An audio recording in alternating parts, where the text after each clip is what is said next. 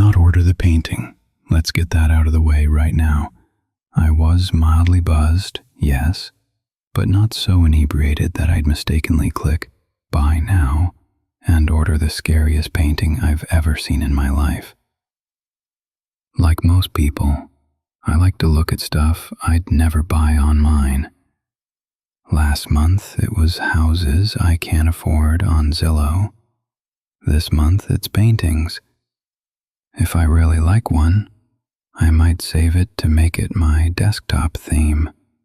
That's the extent of my commitment to supporting art. See, I'm too poor to afford to deck my walls in original artwork, even if I wanted to order a painting, which I didn't, especially not this painting. It depicted a figure in an impressionist style, sort of like the famous Munch the Scream, crossed with the style of Rembrandt. The figure all cloaked in darkness, except for the illumination on the face. The face was the most horrifying part, a fleshy patchwork of light in the otherwise dark canvas. Featureless, indistinguishable, like a nightmarish figure out of a dream.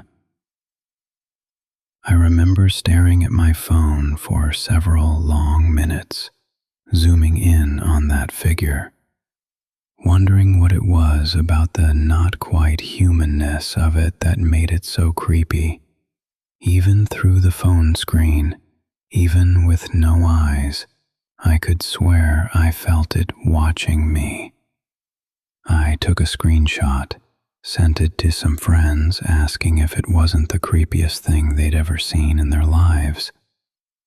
That conversation quickly devolved into us sending lots of scary art pictures back and forth, like classic paintings of spooky children, disproportionate babies, a little Bosch, and so on. Fast forward 3 days. There is a package on my doorstep waiting for me when I get home, wrapped in brown paper. I tear open the paper packaging, and it's the painting, that painting. The featureless smear of a face stares at me from the dark canvas. It looks so fleshy I could almost sink my fingers into it. Now, I assumed, of course, that someone ordered the painting for me as a joke, but none of my friends would admit to it. The conversation turned to teasing about me being cursed. To me, this was just further evidence that one or all of them were playing what they thought was the world's most hilarious prank. And honestly, I thought it was kind of funny too, so I went along. I hung the cursed painting in my living room, and that was that. It should have gone down in the book of my life as a mildly amusing footnote, something to tell guests about whenever they came into my home and asked what the hell was that creepy painting on the wall. But a week after it arrived, I was sitting at my desk working when I swear I heard a quiet rustle. And you know how you can feel it when someone in your periphery is staring. The sensation was so strong, I turned around and I almost screamed. The painting had eyes, and they were watching me, and I swear to God, swear to you on everything holy, it blinked.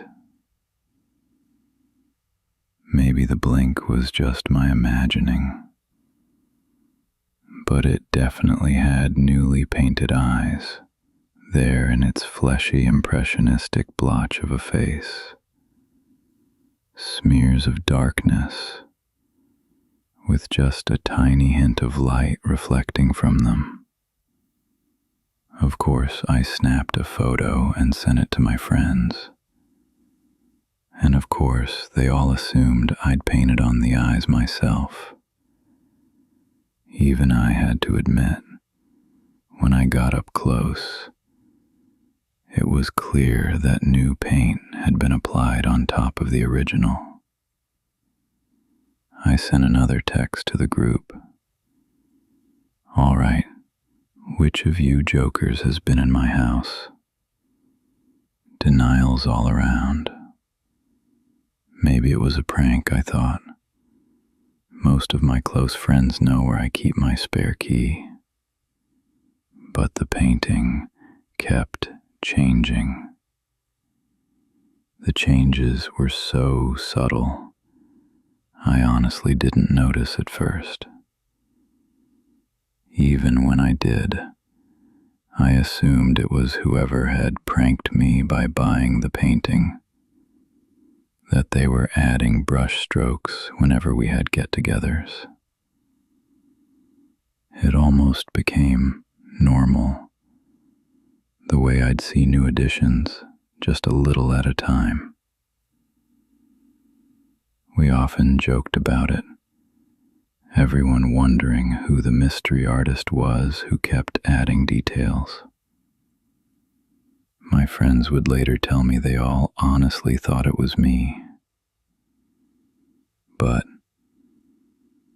what really started to creep me out was when the changes to the painting made it look like me.